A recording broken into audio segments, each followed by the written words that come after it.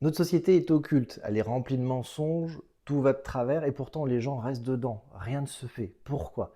Il faut comprendre 3 choses qu'ils ont bien mis en place pour surtout pas qu'on se révolte réellement, pour qu'on reste encore sages comme des agneaux. Et je vais vous expliquer ça sur ce TikTok. Donc la première, c'est le biais, c'est l'implication, en fait, tout simplement. Ils ont réussi à toutes les personnes qui commencent un peu à prendre du pouvoir, de la notoriété ou quoi que ce soit, comme ils prennent ces notions de pouvoir de plus de facilité dans leur vie, et ben que si jamais ils se mettaient contre le système, ils perdaient leur position de pouvoir. On appelle ça l'implication.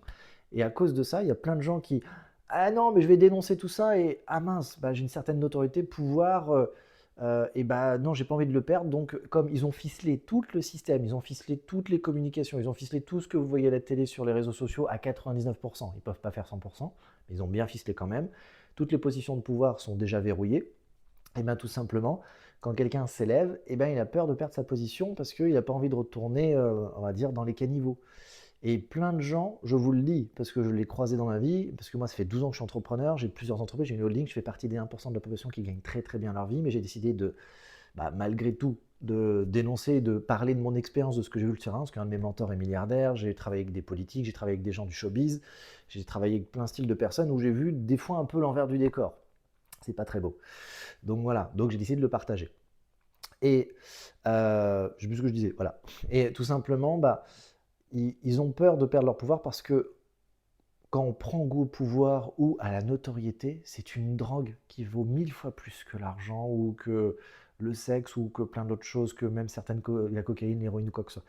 C'est une drogue qu'on sous-estime, le pouvoir et la notoriété. Vous vous rendez pas compte à quel point ils deviennent accros. Ils deviennent accros totalement. J'ai vu, moi, des gens dans le monde du showbiz, plutôt musique et un tout petit peu cinéma, mais pas beaucoup. Des gens face caméra, c'est des gens, c'est le genre idéal. Derrière, ils sont malheureux, ils sont horribles comme pas possible parce qu'ils ne sont pas connectés à eux, en fait, tout simplement.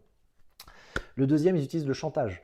C'est-à-dire que toute personne qui pourrait éventuellement gêner, il leur fait faire ou ils découvrent des choses qui ne sont pas cool et ils les mettent en chantage pour les contrôler, pour pas qu'ils divulguent certaines choses, pour garder le système le plus longtemps possible sans qu'il soit écorné, même s'il est écorné.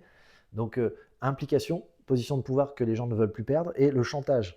Des fois, il y a les deux d'ailleurs. Implication, ils ont des positions de pouvoir et ils ont du chantage pour surtout pas ouvrir leur bouche. Donc ça, le chantage, il est très présent.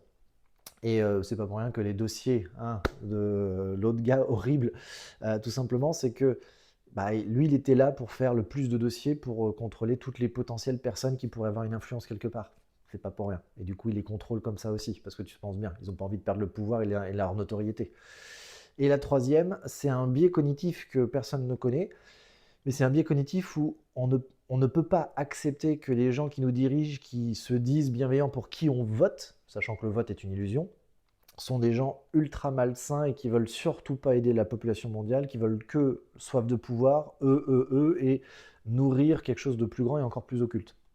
On ne peut pas l'accepter. On ne peut pas accepter l'horreur des choses tellement qu'on veut pas. On ne peut pas. Parce que ça veut dire qu'on serait trompé toute notre vie et que ce biais cognitif, on ne peut pas on peut pas se le permettre. Et c'est pour ça qu'il y a plein de gens qui ne peuvent pas basculer. Malgré tout ce qu'on voit, ils ne peuvent pas l'accepter. Et pourtant, le système, il est déjà fini. C'est ça qu'il faut comprendre. Et ils le font perdurer encore, mais il est déjà fini. Quand il va tomber et que les révélations vont se faire, ça fera mal.